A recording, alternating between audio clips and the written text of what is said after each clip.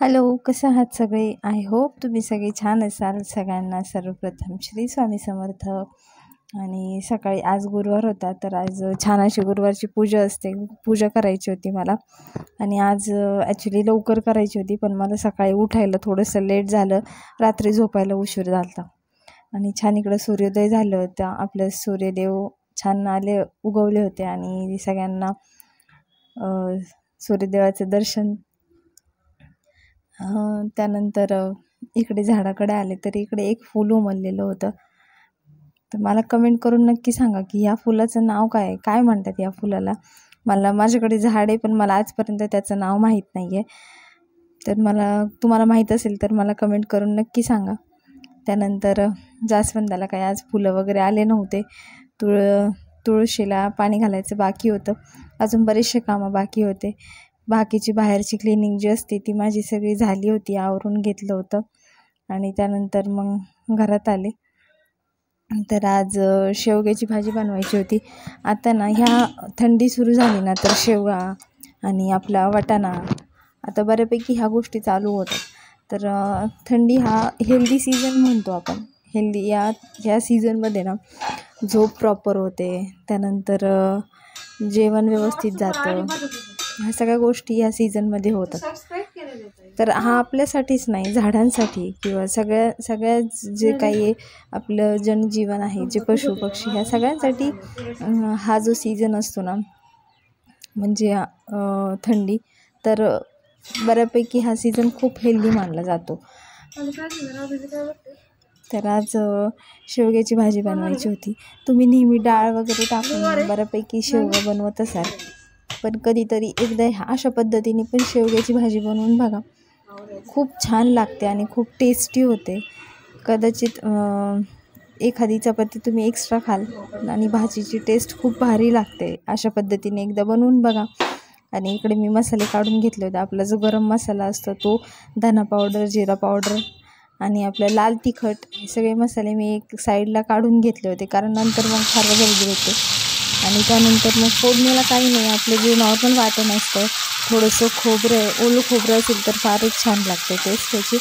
खोबरं, लसूण, कोथिंबीर आणि थोडं आलं छान तेलात टाकून मिक्स करून घ्यायचं. आणि याचा जो फ्रेग्रन्स असतो, खूप छान वास येत होता, खूप छान स्मेल येत होता.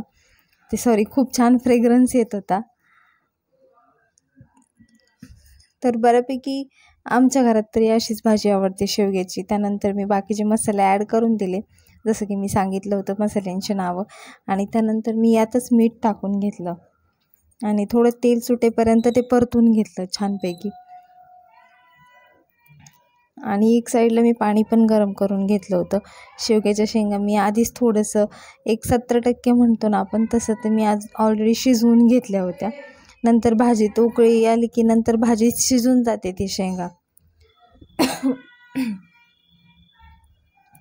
त्यामुळे शिजवताना थोडेच शिजवून घ्यायच्या, बऱ्यापैकी म्हणजे 70% शिजतील एवढं शिजवून घ्यायच्या.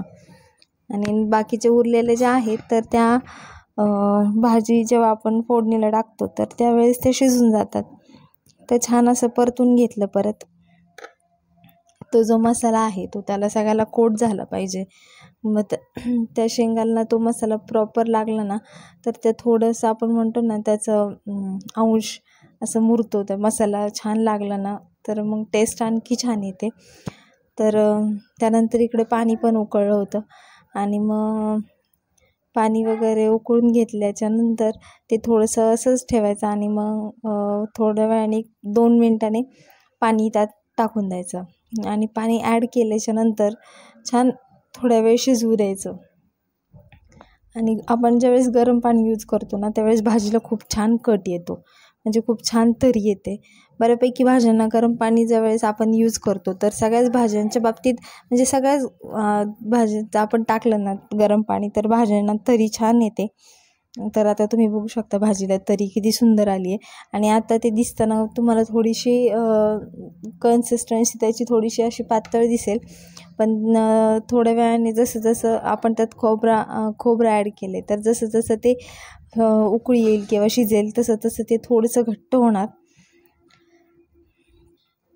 त्यानंतर मी लगेच चपात्या पण बनवून घेतल्या आणि रात्रीचा डाळ भात थोडासा शिल्लक होता, कारण खूप उशिरा लावलं होतं डाळ भात. तर मग वेदा आणि मीच होतो जेवायला. तर क्लिनिकला गेल्यावरती काही शूट केलं नाही. क्लिनिकला बऱ्यापैकी पेशंट्स होते, तर मग काही केलं नाही क्लिनिकचं शूट. आणि क्लिनिकवरून येता येता केंद्रात गेले. आज गुरुवार असल्या कारण रोजच जाते मी, गुरुवारचंच नाही पण आज गुरुवार असल्या कारणाने आज पण गेले होते. आणि आज इच्छा होती की संध्याकाळी आज दुसरं एक मंदिर आहे, खूप सुंदर स्वामींचं मंदिर आहे. मला इच्छा होती की तुम्हाला दाखवायचं तिथलं शूट करून, आरती वगैरे, कारण संध्याकाळी खूप छान सगळ्या गोष्टी तिथं केल्या जातात. तर माझी खूप इच्छा होती. ॲक्च्युली माझं एक व्हिडिओ अपलोड केलेला आहे, जो मागे म्हणजे स्टार्टिंगचे 2nd-3rd व्हिडिओ असेल, जर तुम्ही पाहिलात तर त्यात आहे ते मंदिर. तर मला दाखवायचं होतं ह्यावेळेस पण तुम्हाला, पण संध्याकाळी जसे की मी सांगितलं आज पेशंट्स असल्या कारणामुळे मला काही आज पॉसिबल झालं नाही. तर ठीक आहे. त्यानंतर घरी आले, चेंजिंग वगैरे केले, कपड्यांकडे इग्नोर करा, कारण सकाळी देवपूजेला मला वेळ भेटला नव्हता. म्हणून मग संध्याकाळी नाही, दुपारी आले मी 1 वाजता. तर मग मी तेव्हा देवपूजा केली, छान असं हळदीचं लेपन करून घेतलं. ॲक्च्युली सकाळीच ह्या सगळ्या गोष्टी करायच्या होत्या, पण रात्री मी उशिरा झोपल्या कारणाने सकाळी उठायला लेट झालं. त्यामुळं मग बाकी पुढच्या पण कामांना उशीर झाला. जसे की माझा तो प्रॉब्लेमच आहे, जसं की मी संध्याकाळी जर मला झोपायला लेट झालं तर मला सकाळी म्हणजे लवकर मला जाग येत नाही. आणि आज तसंच झालं. आणि आज नेमका अलाराम पण वाजला नाही. तर ठीक आहे, मी लावला होता पण काय प्रॉब्लेम झाला मला पण माहीत नाही. नंतर मग इकडे छान मी देव वगैरे आपण म्हणतो जसं सगळे देव ताटात काढून घेतले आणि छानपैकी आणि छान मग त्यानंतर मंदिर स्वच्छ सगळं पुसून घेतलं. आणि हे मोरपीस पाहताय ना तुम्ही, तर काय होतं माहिती आहे का, फॅन चालू केला ना तुम्ही, किती छान व्यवस्थित लावले ना, तर ते फॅनच्या हवेने ना सगळे वाकडे तिकडे होऊन जातात. आणि त्यातून काय होतं, माझं मंदिर असं वरती, देवघर थोडं वरती अडकवलेलं आहे ना, तर फॅनची हवा त्या साईडला जरा जास्त लागते. आणि आता सिंगल रूम असल्यामुळे ह्या सगळ्या गोष्टी होऊन जातात. आता काय करणार आहे, दुसरा पर्याय नाही, ऑप्शन नाही माझ्याकडे. पण मी दरवेळेस मी व्यवस्थित करून ठेवते आणि ते संध्याकाळी पाहीपर्यंत परत तसंच झालेलं असतं. आता बघू, त्यासाठी मी काहीतरी सोल्युशन शोधणार आहे. तर तुमच्याकडे काही सोल्युशन असेल तर मला कमेंटमध्ये नक्की सांगा. आणि हे जे मोरपीस आहेत ना, हे मला माझ्या ताईंनी म्हणजे माझ्या नंदेने दिलेले आहेत. तर त्यांच्या वावरात आहेत ना, म्हणजे मळ्यात खूप सारे मोर येतात आणि मोर आले की ते नाचले ना तर हे असे मोरपंख पडून जातात. आता मी नेक्स्ट टाईम जेव्हा जाईल ना तेव्हा आणखी जास्त घेऊन येणार आहे ताईंकडून. तर मी सांगितले त्यांना माझ्यासाठी काढून ठेवायला, म्हणजे ठेवून द्यायला, तर त्यांनी ठेवलेत माझ्यासाठी. आणि तुम्ही बघत होता की मी किती वेळ झालं ते सेट करते, पण काही वेळेस आहे ना इतकं त्रास देतात ना स्वामी की ते कुठल्या गोष्टी माझ्या लवकर होतच नाही. तर त्यानंतर मी दिलं सेट करून व्यवस्थित छानपैकी. हे बघा, सध्या तरी असंच करून दिलं आहे. आणि त्यानंतर मंदिर छान पुसून वगैरे घेतलं आणि आपलं जो येल्लो कलरचा कपडा असतो, जे देवांचं वस्त्र असतं म्हणजे, तर ते अंथरून दिलं मंदिरात छानपैकी. आणि आता आपले देव छान उजळवून घ्यायचे होते. ॲक्च्युली मला गुरुवारच्या दिवशीच उजळवायला वेळ भेटतो, एनी टाईम मग नुसतं पाण्याने आंघोळ घालून देव ठेवून देते, म्हणजे तसंच पूजा करून घेते. तर म्हणून मग आज गुरुवारच्या दिवशी दरवेळेस सगळे देव उजळून घेते. आणि आज स्वामींना अभिषेक, जसं लास्ट टाईम सांगितलं होतं की दूध नव्हतं वरती, आणि आज मी आठवणीने दूध बाहेर काढून ठेवलं होतं. दुधाने महाराजांना छान अभिषेक घालून घेतला. ज्यावेळेस तुम्ही ह्या सगळ्या गोष्टी करताना तेव्हा तुम्हाला स्वतःला पण किती प्रसन्न वाटतं ना. तर तुम्ही याचा अनुभव सांगून कोणाला कुठल्या गोष्टीचा अनुभव येत नाही. ज्यावेळेस तुम्ही त्या गोष्टी कराल त्यावेळेस तुम्हाला त्या गोष्टीचा अनुभव येईल. तुमच्या मनाला किती शांती वाटते किंवा तुमच्या मनाला किती सुख भेटते ह्या सगळ्या गोष्टींनी, हे मी शब्दात तरी नाही सांगू शकत. आणि माझ्या बाबतीत जर म्हणायला गेलं ना, तर ह्याच सगळ्या गोष्टींनी मला बऱ्यापैकी सुख भेटतं. सगळे म्हणतात की आत्ता काय देवदेव करायचं, असं मग कधी करायचं देवदेव, ज्यावेळेस आपलं वय होतं, ज्यावेळेस सगळ्या गोष्टी होऊन जातात, मग करण्यात काय अर्थ आहे. मी तरी ह्या मताची आहे. हां, मला ह्या गोष्टी पहिल्या मलाही मान्य नव्हत्या. मी पण खूप नास्तिक होते. मी म्हणत नाही की मी आस्तिक आहे पहिल्यापासून, पण मी जशी स्वामी सेवेत आले ना, तर तेव्हापासून मी ह्या सगळ्या गोष्टी शिकली. मी बऱ्यापैकी म्हणजे माझ्या मनाला एक वेगळा आनंद भेटतो किंवा जसं शांती भेटते, तर तसं आहे. तर तुम्ही कधी बघा करून की ह्या सगळ्या गोष्टींनी केल्या ना, की किती तुम्हाला पॉझिटिव्ह वाटतं. तुम्ही जितक्या पॉझिटिव्ह गोष्टींचा विचार कराल ना, तेवढं तुमच्या मनाला शांती भेटेल. आणि माझ्या बाबतीत असे मला छोट्या छोट्या गोष्टींमध्ये मला फार आनंद भेटतो. मला अपेक्षा नसते की कुठल्याही गोष्टी मला हेच हवं आहे किंवा मला तेच पाहिजे, अशी अपेक्षा मी कधीच केली नाही. कारण मला स्वामी न मागता बऱ्यापैकी गोष्टी देतात, अपेक्षा न करताही. जसं स्वामी म्हणतात ना, की देवाने द्यावं म्हणून देवाची सेवा करू नये, की स्वामींनी खूप दिले म्हणून स्वामी सेवा करावी.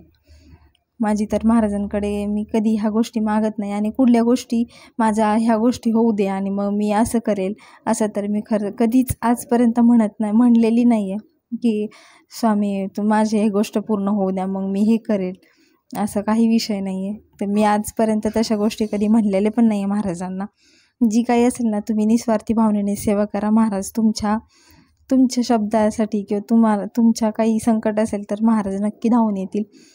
आणि महाराजांची सगळ्यात मोठी जर काही सेवा असेल ना, तर ती महाराजांचं जे काही नामस्मरण म्हणतो आपण, श्री स्वामी समर्थ, ह्या नावातच इतकी ताकद आहे ना, की तुम्ही हे नाव दिवसभरातून तुम्हाला नाही ना पॉसिबल होत, तर तुम्ही असं कंटिन्यू 5-10 मिनटं नाही पॉसिबल होत ना, तर तुम्ही कंटिन्यू म्हणत राहा दिवसभरातून. जेव्हा तुम्हाला वेळ भेटेल तेव्हा नामस्मरण करा. बाकीच्या गोष्टींचा आपण इतरांचं काही म्हणण्यापेक्षा किंवा काही करण्यापेक्षा ह्या गोष्टी नक्की करा. जसं म्हणतो आपण जसा बँकेचा बँक बॅलन्स वाढवत जातो, तसा सेवेचा बँक बॅलन्स तुम्ही जितका वाढवाल ना, तितकं तुम्हाला स्वामी प्रत्येक तुमच्या सेवेचं फळ तुम्हाला देणार. अशी कुठलीच गोष्ट नाही आहे की तुम्ही एवढी सेवा करताय आणि मग तुम्हाला कुठल्या गोष्टीत यश येत नाही आहे. अहो, स्वामी खूप परीक्षा बघतात. माझी तर फार स्वामींनी परीक्षा बघितलेली आहे आजपर्यंत. तर खूप वेळा ज्यावेळेस मी पारायणाला बसलेली आहे, अक्षरशः पारायणाच्या शेवटच्या दिवशी पण महाराजांनी माझं खूप अंत पाहिलेलं आहे. त्यांनी खूप परीक्षा घेतलेली आहे.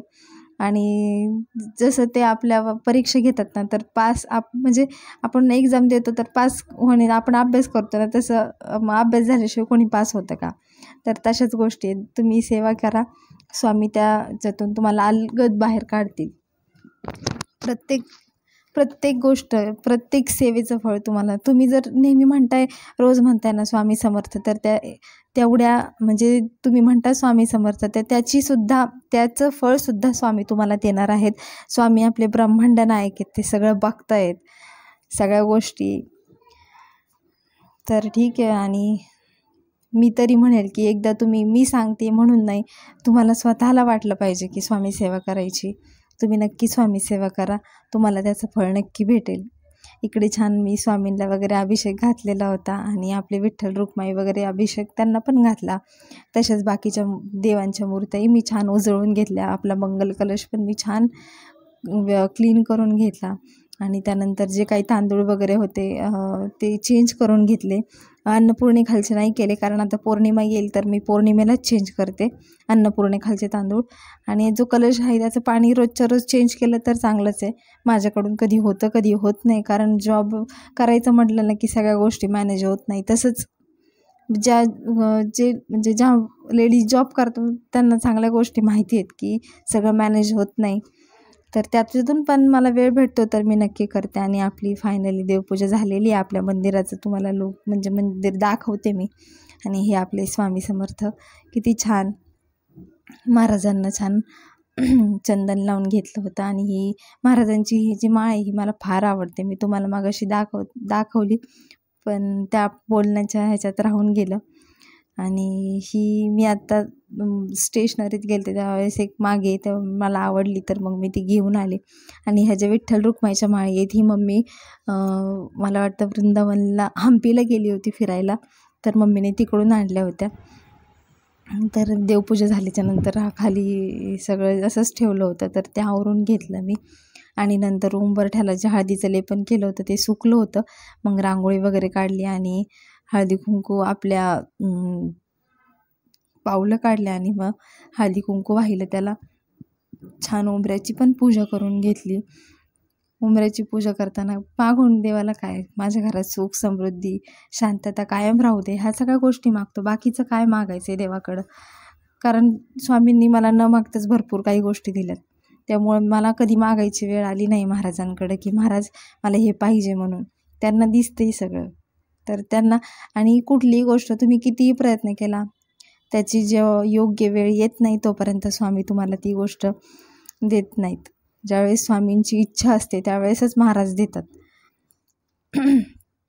जसं की आपण मला तर किती कुठल्या गोष्टींचा मला प्रश्न जर पडले ना, मी सरळ जशा आपण चिठ्ठ्या लिहितो तशा महाराजांसमोर चिठ्ठ्या लिहून टाकते आणि सकाळी वेदा उचलून एखादी चिठ्ठी देतो माझ्या हातात, आणि जो महाराजांचा निर्णय असेल तोच मी फॉलो करते. तर तुम्हाला आजचा व्हिडिओ आवडला असेल तर लाईक करा, कमेंट करा, आणि अजून काही बघायला आवडेल तर मला तुम्ही नक्की सांगा. तर मी इकडे छान रांगोळी पण काढून घेतली होती, आणि रांगोळी तर नेहमीच असते माझ्या दारात, तसं काही विषय नाही. तर खूप सुंदर नाही, पण जशी येते तशी काढली होती. आणि आजचा व्हिडिओ तुम्हाला कसा वाटला मला तुम्ही एक कमेंट करून नक्की सांगायचं आहे. त्यानंतर जायची वेळ झाली माझी जॉबला, 6 वाजले, 5:45 वाजले होते. मग संध्याकाळची देवबत्ती केली आणि मग मी क्लिनिकला जायला निघाले. तर लाईक करा, शेअर नाही केलं शेअर करा, आणि कसा वाटला व्हिडिओ मला ते सांगा. जर कोणी एखादं स्वामी सेवेत येऊन त्याचं जर चांगलं झालं तर यापेक्षा मोठा आनंद काय असेल.